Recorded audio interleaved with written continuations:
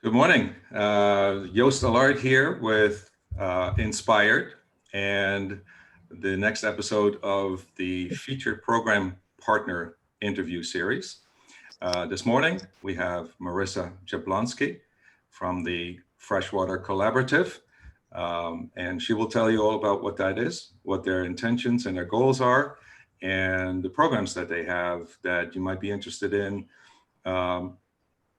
general as a teacher, or specifically in terms of incorporating some of what's available into the learning experience that you will be designing, excuse me, over the summer during the STEM Studio process. So without further ado, let me introduce Marissa, and let's start with Marissa. Just tell us a little bit about you, where you come from, and what gets you excited every morning about the work that you're doing. Sure. Good morning. Thanks for having me here, and great to see everyone. My name is Marissa Jablonski. I'm the executive director of the Freshwater Collaborative of Wisconsin. And we are a brand new initiative that has been created to bring together all 13 UW universities around all things water in the state of Wisconsin, but then we hope to be broader than that. So what gets me excited? Oh gosh, people. Every single time I get out of bed for people. I like people. I find them fascinating. And this year has been tough because it's been with minimal people, but I think we all do amazing things if we follow our dreams and stay inspired. So I'm actually driving home I was out in DC this week. I decided to hop in the car and drive across across the nation, and on my way there and on my way back, because we have all been vaccinated now, I'm stopping at people that I love, places, right? So remembering that we're all in this together. So I think the other thing is just what gets me inspired is clean air, clean water, clean soil. I'm an environmentalist through and through, and so I'm in my Prius, and I know that it's still using some fossil fuels, but we're doing the best we can, and we can do better. So those two things, working with people to communicate better, to follow their dreams, and to take care of planet Earth. That sounds great. I think that's if we had an opportunity, we would most of us would want to combine those things in the daily activity that we are focused on. We all do different things, but and thank you, by the way, for the plugs for Inspired. I think I counted 3 already. Good. Good. So that's good. So I understand the Freshwater Collaborative is a relatively new initiative. So tell us a little bit how it got started, how you got involved, and what the overall, I guess, what the goal is. Okay, so it got started. Well, if anyone knows Val Klump, he's the dean of the College of the School of Freshwater Sciences at UW Milwaukee, and I think he's never confirmed this, but I think that this was born in his brain, more likely heart, probably about 20 years ago, or maybe as far back as 40 when he got hired at UWM, thinking, we're doing this silo thing, right? We're working on water on Lake Michigan at UW Milwaukee, in Green Bay at UW Green Bay, and Lake Superior up in Superior, on the Mississippi River in La Crosse, with agriculture at River Falls and Platteville and Madison, and with trout streams in also Platteville. These are, I'm not naming everybody, but we're all working in silos, and we're all doing really, really good environmental water programming and academics, and yet we're not pulling them together. And so Val Klump is the founder of this through and through. It was his idea, and he created a team back in 2017, I believe, and got talking to the development director at the School of Freshwater Sciences, Eric Leaf, among others, Tim Grundle, and I know I'm missing people. And they got together and said, how can we do this? How can we actually pull people together? I think what we need is funding. And so they started talking to System, UW System, and System had given a grant. That's an odd way to say that. They had given funding, $1.4 million in funding to start a grants program across, it was through Stevens Point. This is probably too much detail, but through Stevens Point, but it was to start funding water research and water programming. And hopefully it was collaborative. And Stevens Point took it for a year or two and then said, this isn't what we want to do. And Val saw it as an opportunity to grow the collaborative and really start the collaborative. They used that, leveraged it with WEDC funds. That's the Wisconsin Economic Development Corporation funds. And those funds were used to hire me a year and a few months ago, hire myself as the director, a marketing manager, a handful of interns to get things done, and then support all 13 universities to show up, have these conversations and discussions. And so now what we're doing is really organizing, saying, okay, all of those water programming at the different universities that I just listed, how do we collaborate? How do we bring them all together? And really, most of the universities have been, let's think about universities and how they function, how they work. Let's think about research and students. They're competitive, right? The best universities get the best students. The best research draws those students from all over the country and all over the world. So when I'm introducing an idea that we will bring everybody together around collaborative research, around collaborative curriculum, collaborative programming, the first question I get is, do I lose my autonomy?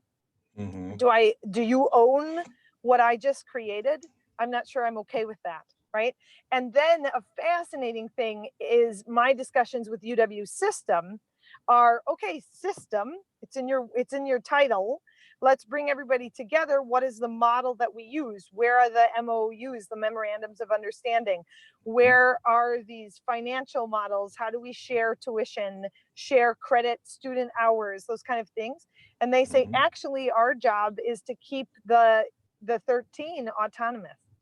Like, it's in the name. And so what we're really doing is collaborating across the state in a way that has been done on smaller scales, and we're trying to do this with all 13. And it's a challenge, but I think to bring it into Learn Deep and Inspired, I think it's important to remember that there aren't enough people in the world who know that water is a career path, especially young people and their parents.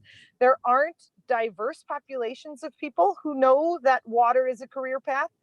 And so one of our aims is to work with K through 12 schools to spread that message and get students not only aware, but inspired to work in water, to solve grand water challenges. You think about, if we're talking Wisconsin, think about Kewaunee County and the famous CAFOs, the confined animal feeding operations that are polluting their groundwater, and people are turning on their tap and getting brown manure water.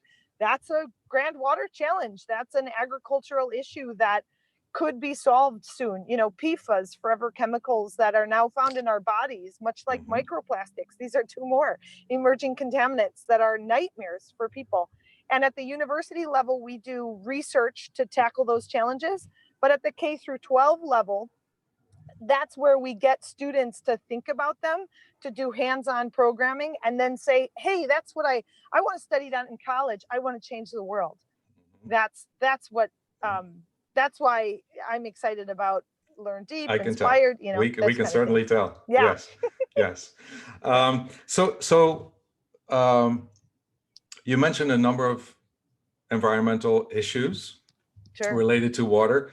You've mentioned sort of the system and your challenge, maybe even a personal challenge to try to get them all to to work together, but also stay autonomous at the same Yep.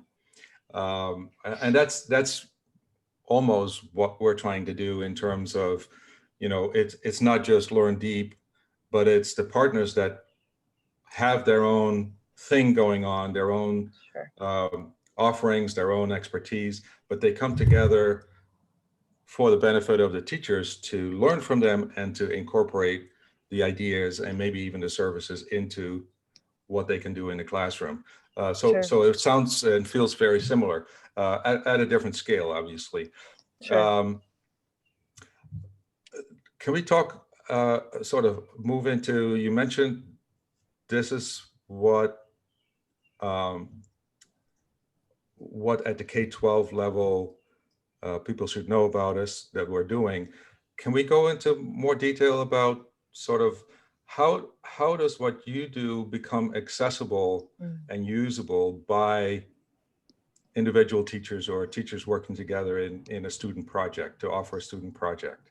Sure. Well, there's a lot of opportunities and a lot of possibilities. And I would say, please, to all who are listening, know that the things that I'm thinking about are not the limit. The sky's the limit. So we're a brand new initiative. We've just been told, we're still crossing our fingers, but we've just been told that very likely we'll get $2.5 million from the governor's budget, this next biennial budget, 2.5 a year. So that's very promising. Now, most of that will be spent on university programming, but some, we're hoping to do this sort of outreach.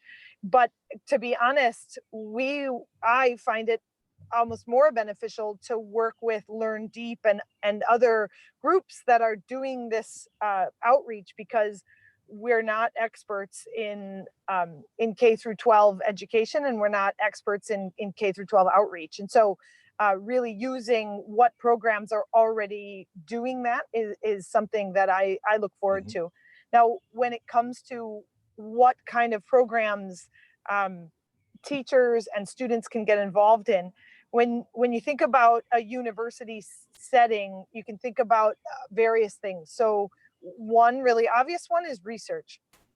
So on the research side, we really have professors and scientists all over the state doing water research. So, gosh, I'm not going to hit them all, well, let's go to COVID. So we have a professor at UWM who is studying the beaches of Milwaukee for COVID, for the COVID-19 virus. And for the life of me, I can't remember the exact. When there are eyes on me, I get nervous about numbers and things. So, so the actual virus strains in the sand and in the water, and then sharing that information with the public health department.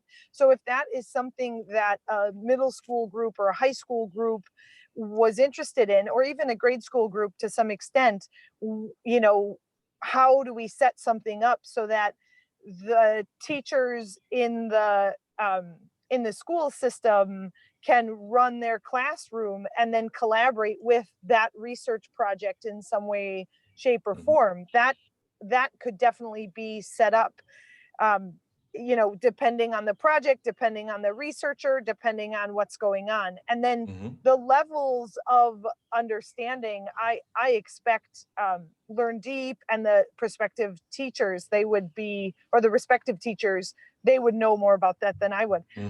So research is one. Another is curriculum. So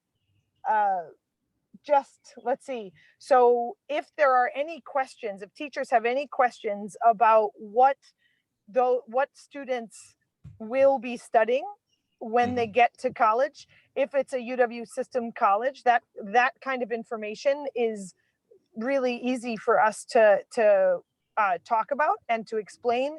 And that may help also prepare students differently. So if there's an ecology instructor or teacher or a science teacher or a math teacher who wants to incorporate something that's more water focused in Mm-hmm. their classroom, we may be able to have a conversation or make a connection at the university level so that teachers say, oh, this is a really cool class at Eau Claire. This is a really cool class at Mm-hmm. Stevens Point. Here's how we do this at our school here, or our K through 12 school. That makes sense. Mm-hmm. Mm-hmm. Mm-hmm. Those are the two that come out, but I Yeah. also am open to ideas, obviously. How about if teachers, I was reading on your website, you have a couple of programs of research, um, the Great Lakes unwanted diamonds, the plastics that we're now beginning Sure. to be worried about, but also, of course, mussels and pesticides and that type of thing.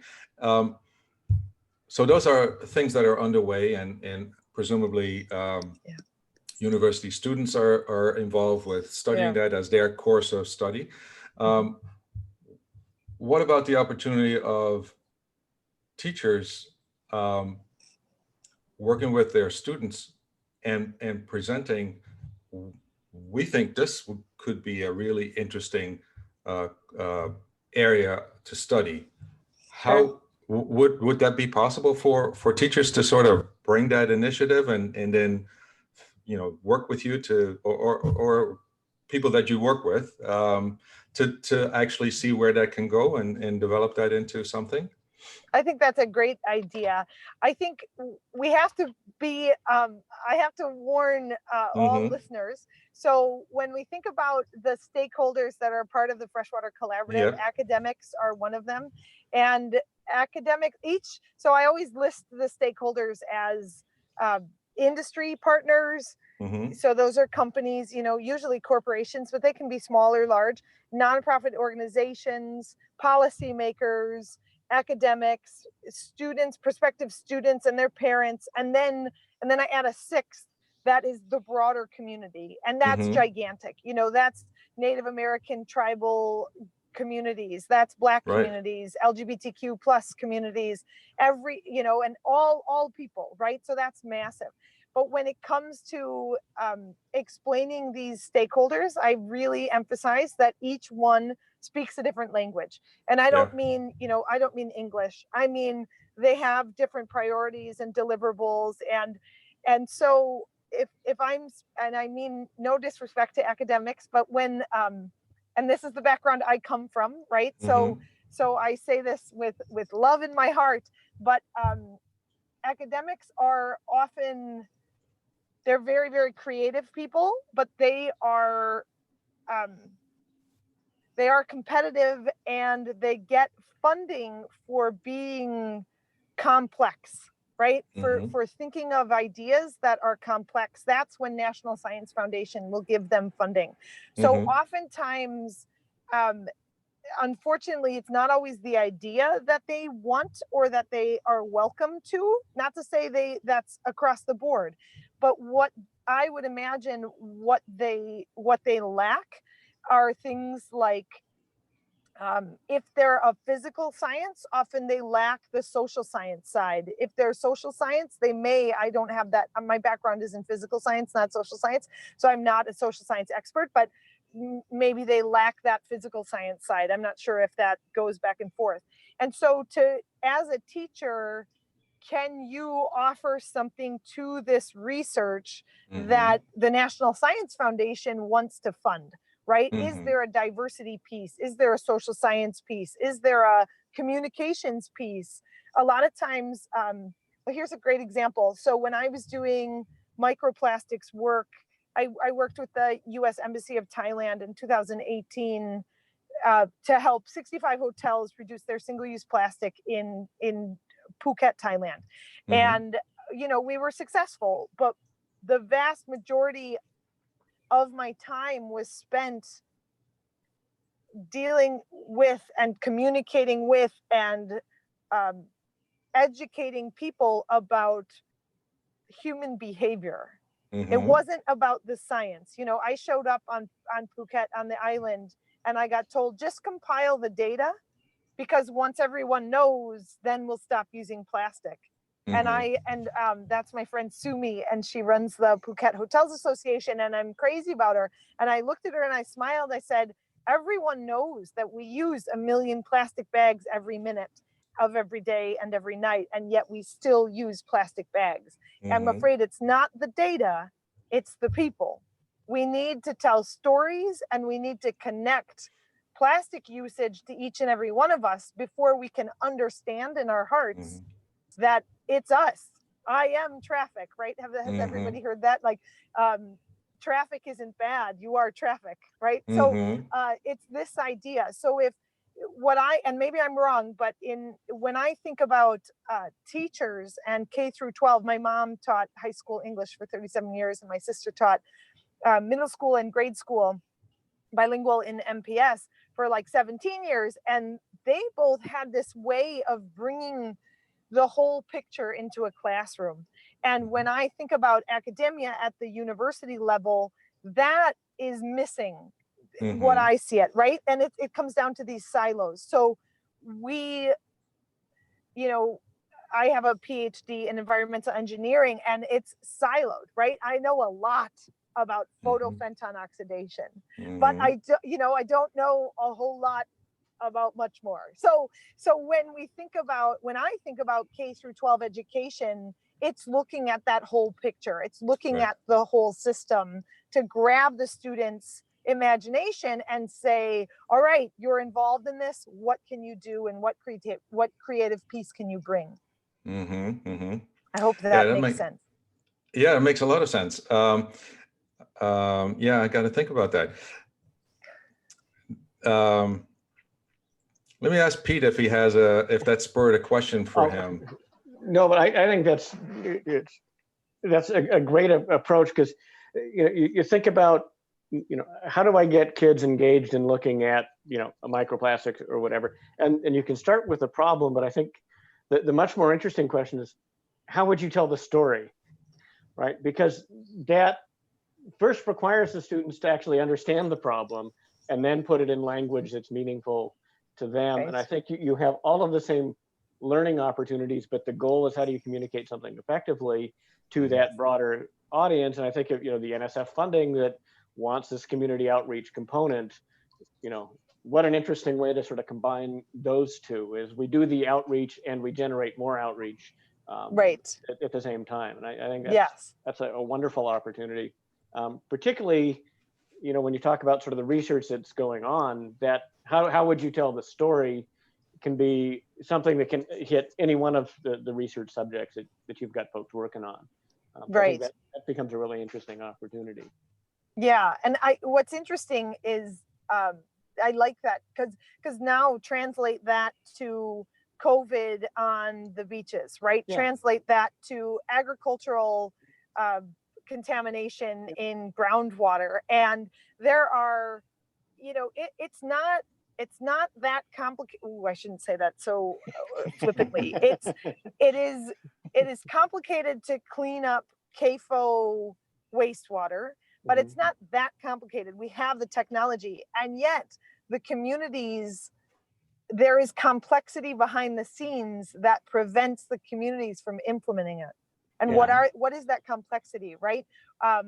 Is it someone's cousin who runs that CAFO that they love very much? Is it too expensive to put in that wastewater technology for a bunch of cows? Is it, what is it? And so, so in a good story, that's what you explain, that complexity. So which all gets back to the the empathy and understanding, who am I talking to and what's the problem in order to solve it. And even if we sort of, in the broader sense, know what the solutions are, understanding the problem well enough, and that the folks who are dealing with the issue well enough to be able to tell a compelling story to actually move towards that solution. I think that's rich with opportunities. And I would say, the advice that two other things. I couldn't tell hundreds of people in Thailand to stop using single-use plastics until I did. So that's another super powerful piece to students, K through 12 students, is that they feel environmental issues. I know I did, I still do, but but kids do. They haven't become numb to that, right? Yeah. And so then empowering them to make change. Often what I do with kids when it comes to waste or microplastics or whatever we're talking about, I say, okay, what makes you really angry? Because I was a pretty angry kid because I was so aware of environmental issues and no one seemed to be doing anything about it. And this was the 80s and the 90s. And it was like, why are we polluting? Why are we hurting? And so go to that anger and then dissect it and then fix it for yourself. So, eliminate single-use plastics in this example in my personal life. And only then can you see, oh, this was really hard. This was really hard. And then without judgment, you can talk to your parents and say, oh, this was really hard, but here's the solution I found. And all of a sudden you can make really big change from that non-judgmental place. And, to this day, I have to remind myself, I remember saying to a group of people in Thailand, if your name was written on every single piece of plastic you ever used, and you found a whale with 80 plastic bags in its belly on the beach, and they opened it up, and one of the plastic bags read Pete Reynolds, and one read Yost, I don't know your last name, Yost, sorry, Yost, and another one read Marissa Jablonski, what would you feel? Yeah. How quick would you be to use plastic bags next time? I know I'd be on paper and reusable completely, right? So those kind of things, Pete. Yeah, and paper bag and bag trivia. If you look at the bottom of a paper bag, it will always be stamped with the name of the person who was running the machine, because to them it's important. They found that quality went way up when the name was put on the bag. So I can see where it's the same thing, right? I care about this bag. That's interesting. That's interesting. Oh, that's great to know. We can use that. Yeah.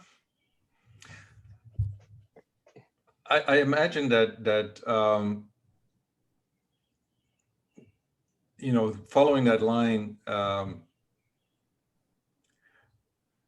in your conversations, you might be sort of exploring ways in which the students in the various UW locations in the system that are studying water, because that's your area, that you're sort of having these discussions as well in terms of, let's not just make them scientists, but let's enrich their program of study with exploring and how to understand what the issues are, the social science issues. Definitely. Instead of just, creating new scientists with blinders on, basically. Very, very, very knowledgeable and sharp and creative, as you said.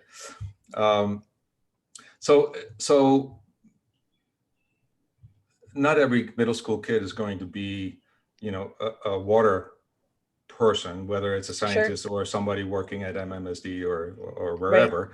But I think that whole aspect, for our teachers, the aspect of, let's not just focus on learning about water and what's wrong in the water that we see or use, but let's create our learning experience in a sense that we teach our kids to take a step back and channel their anger about what they see by figuring out what actually is the problem, and then learning how to approach that step by step to say, okay, what's really, unraveling, pulling the thread, what's the first thing we ought to be thinking about doing, as opposed to simply building some technology, that's a filter or that's a this or a that.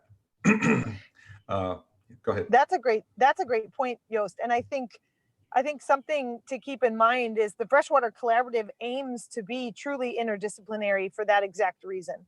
So every middle school student is not necessarily going to study water, but I guarantee you each one of them uses water, right? When they take a bath, when they take a shower, when they cook, when they clean, when they brush their teeth, when they, go kayaking, canoeing, sailing, rowboating, when they just go to the beach to play beach volleyball, there's water in every part of our lives.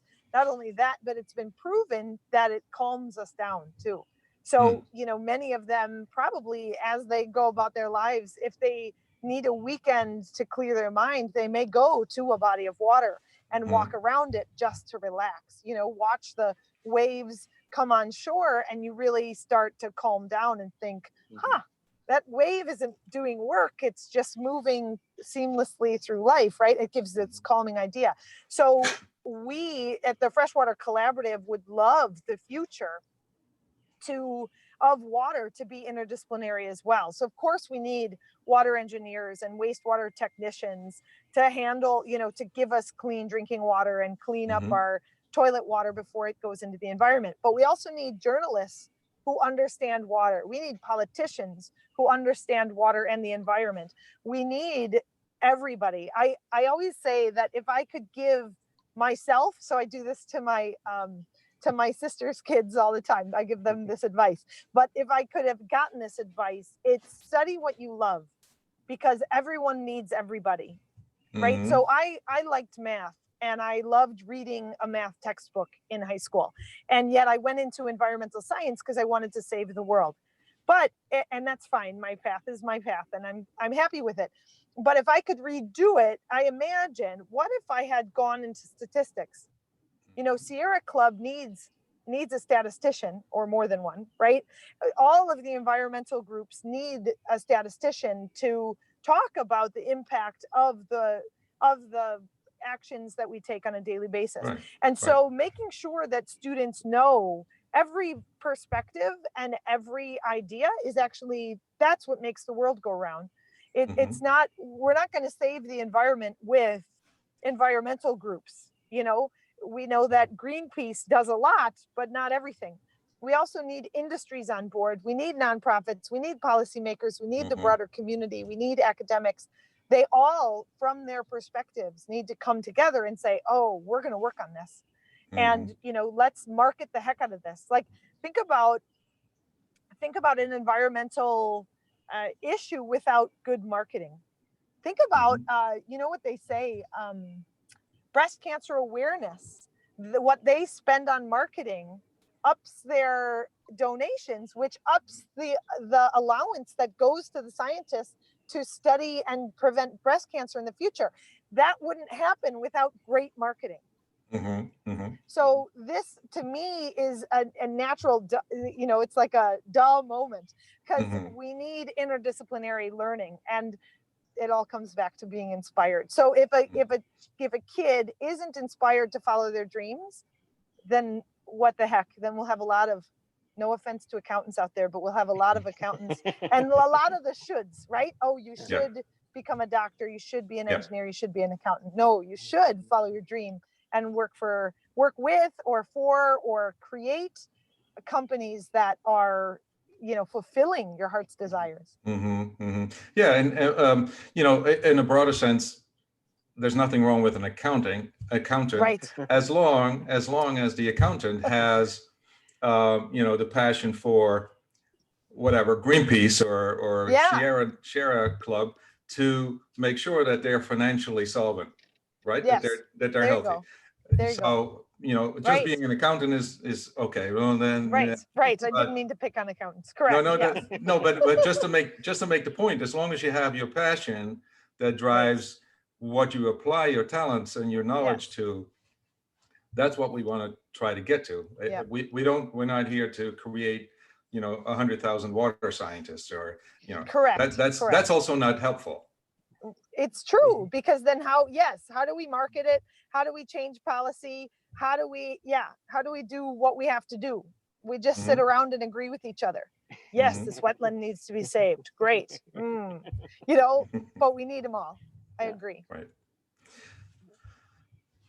Pete, while I'm thinking about some other questions, do you have anything, questions that came up for you?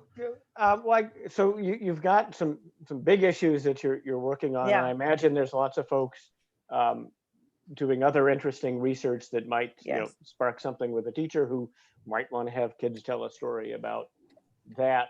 What are the ways in which we might help teachers sort of discover who else is doing something interesting. And even, I know you've got 13 campuses to work with, but even the chance to talk to somebody on a Zoom call to listen to what drives them and the research they're doing, whether it's faculty or grad students or students, I think can be inspiring for some kids. So how would we discover those people and what they're interested in?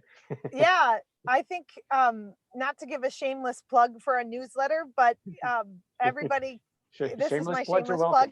Yeah, it's coming. So on our website, you can go on and contact us. And then under contact us, there's a little box you can sign in.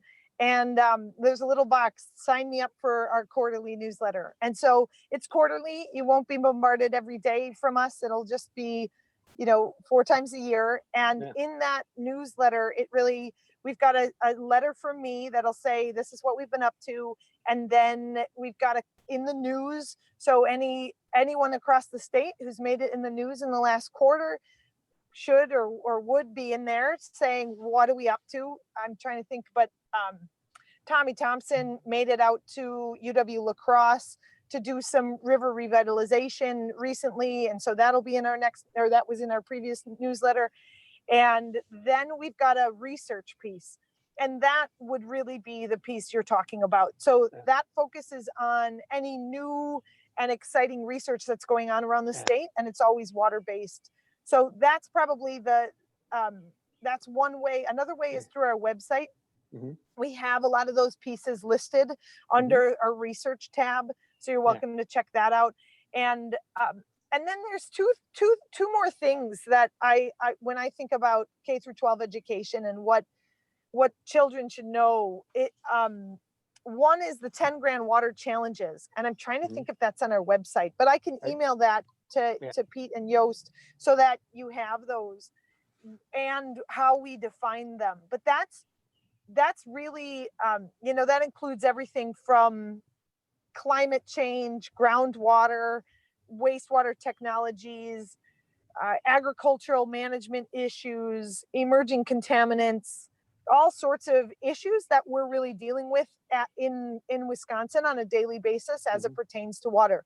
Now, that being said, some of those things are inherently within the 10 grand water challenges. So groundwater.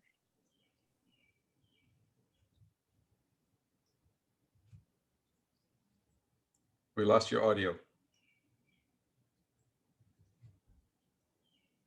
But it's within the others. So then I'm trying to think, the other thing that might be interesting is to look at, we've also denoted 9 different industries that work in water, and I can email those to you as well, that so that you can share with your teachers that that might be interesting as a way to look, mining is still going on. Of course it is, because we still use precious metals and metals and in our cell phones and in our everyday life. And so how does that impact water? What does that do to indigenous communities? Is this okay? Is it not okay?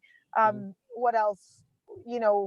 Fisheries, tourism is a water industry, all sorts of things. So those will get people, kind of spur their thoughts, I would think, to say, what's going on with these, and how can we start learning about them in the middle school, in K through 12. Terrific. If just as a practical matter, if teachers wanted to follow up on any of this, or when they're planning their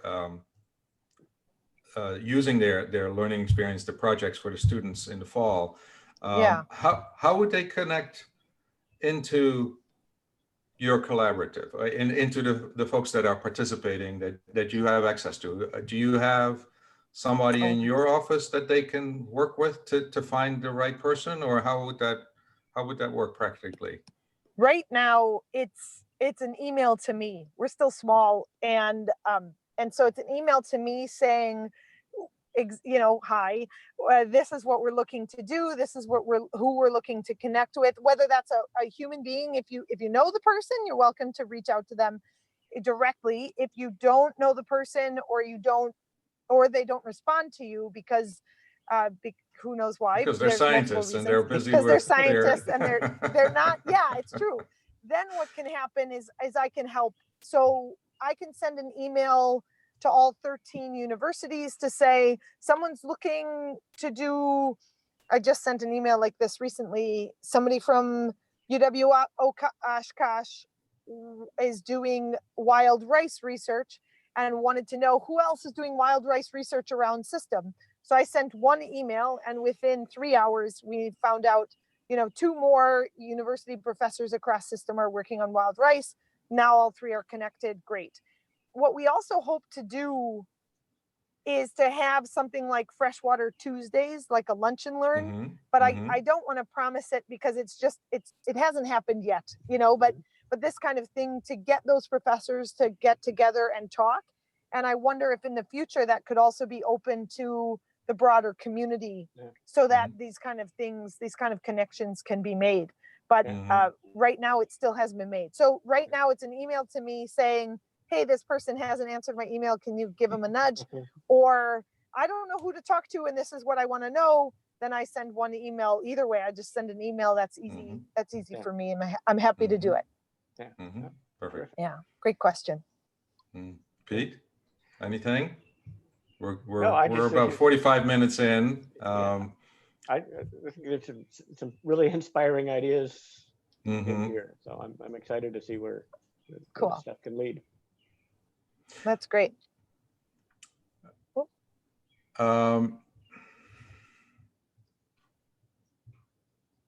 Yeah, I think we covered quite a bit of ground in this interview, and you've been very forthcoming with, all the exciting things that you have a hand in, trying to orchestrate 13 different locations in the system to try and work together and to be accessible and to provide value back to the teachers that are working with the next generation of people working in or be sensitive to the issues with water, certainly in our state, in Wisconsin. Do you have any sort of final thoughts for the fellows that are listening this morning and are going to be thinking through, how can I use what I've just heard and what I'm hearing in the other interviews that are coming up, when I start thinking about how do I lay this out? What would be worthwhile for our kids in Douglas or whichever school is now participating this year? Right. Well, when I think about this, it's really another piece is to look in the news, and I'm happy to share any resources that I have, but so I think that this kind of research for students should be useful and timely, right? And both of these things can be true. So it's a yes and. So then as the teachers who are listening to this, as you all are figuring this out, how can I be useful to you in helping your students feel useful? Because that's really the question. I think that I just thought of a knitting comparison, and I don't know if it's appropriate here. Please share. But when I learned how to knit, so a woman named Shirley Grotti taught me how to knit probably about 20 years ago, and that's Pete's mother-in-law, so that's a fun connection. But but when she taught me how to knit, I probably said I want to knit a scarf, and she said, you're not gonna like knitting if you knit a scarf. And I looked at her. She said, you can knit a hat in about 6 hours, 5 to 6 hours. So first you knit a hat. Once you knit a hat, then knit a scarf. But get the hat done. And you'll be so excited that you'll want to knit the next thing. And sure enough, I knit all the time now, right? And so with middle school students or K through 12, I would expect it would be the same. So how can we create a project for them that's exciting? They feel useful, it's timely, they feel connected, and it's pertinent. You look around and say, okay, maybe I can't, I'm not going to change the world with this project. It's a hat, right? but nonetheless, I can look around and say, oh, I learned something and it's cleaner now. That's what comes up in my mind as something that that we can help with. And please don't hesitate to reach out. Yeah. Thank you very much. That was very insightful. I think I understand the knitting concept. Yeah, but I don't want to repeat here what I think I understand, because if I don't, then we can talk offline about what I got out of it. All that you have to know is that scarves take a really long time and hats take 5 to 6 hours. That's all. Yeah. Well, the other thing is, to me, it seems like there are 2 other advantages of a hat over a scarf. To some extent, hats are more interesting. They provide an immediate function, not only keep you warm, but do something with the way you look. So, and then a scarf is like just straightforward from here to there. And there's nothing exciting about it, except for if you need to mix in different colors of wool. Right. Or materials. Right. So I could see why, starting with a hat. Yeah. What often happens, and this is just silly on the side note, but what often happens is someone starts with a scarf and ends with a pot holder, because they knit a little square and say, it's all I can do. And then they don't knit again. It's very sad. So start with a hat. You need something to trigger your inspiration, and you're wanting to try and do something new. After the first one. Exactly. Perfect. Well, on that note, I think we should sort of round out the interview this morning. I thank you, and I speak for Pete too. Thank you very much for sharing your time and your insights about what's going on in terms of water and water careers and water education in Wisconsin. And I, for one, look forward to working both with the teachers in the fellows program, but also with you in your contacts to pull together a really interesting and challenging project learning experience for the kids over the summer. So really look forward to that, and look forward to the discussions that the teachers are going to be having around all of this, and just listening in and sort of guiding that a little bit. So thanks very much for your time and for all your insights and enthusiasm, tidbits of wisdom. Thanks. Well, Pete, it's been anything? my pleasure, and thank please. you so much. Thanks for inviting me, and this is what I love to do. So I'm honored that you invited me, and I'm happy to be a part of the team. So thanks. All right. Perfect. Have Thank you very much. Back. Thanks. Yes. Yeah. Good. Okay, Thanks for interrupting your drive. Oh no, my pleasure. My pleasure. All right. Take care. Okay. You too. Bye-bye. Bye. Bye-bye.